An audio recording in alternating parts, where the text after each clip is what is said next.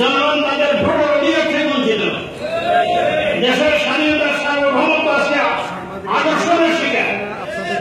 আমরা শিক্ষানীতি পেয়েছি 2010, যে শিক্ষানীতির মাধ্যমে এই দেশের সংখ্যাগরিষ্ঠ মুসলমান তারা ইমান আকিদাকে ধ্বংস করে একটা এখানে বিনামূল্যে শিক্ষা আমাদের মাথাতে হয়ে দেওয়া হয়েছে।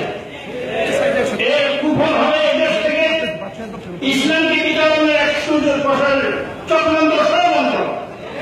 এই দেশে যদি মুসলমান টিকে থাকে, দেশের স্বাধীনতার সার্বভৌমত্ব টিকে থাকবে। এই যে ইসলামী শিক্ষা টিকে থাকলে দেশটা টিকবে, মুসলমান টিকবে।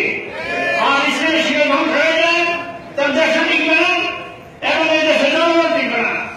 এই দেশের স্বাধীনতার সার্বভৌমত্ব নির্ভর করে ইসলামী শিক্ষার উপরে, দিনী শিক্ষার উপরে।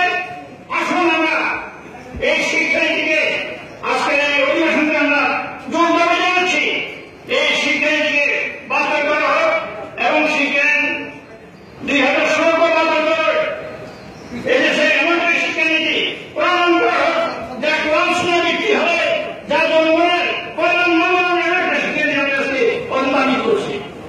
আমি জনগণের পক্ষ থেকে খেলার অধিবেশনে আমি শুভেচ্ছা জানাচ্ছি, ধন্যবাদ।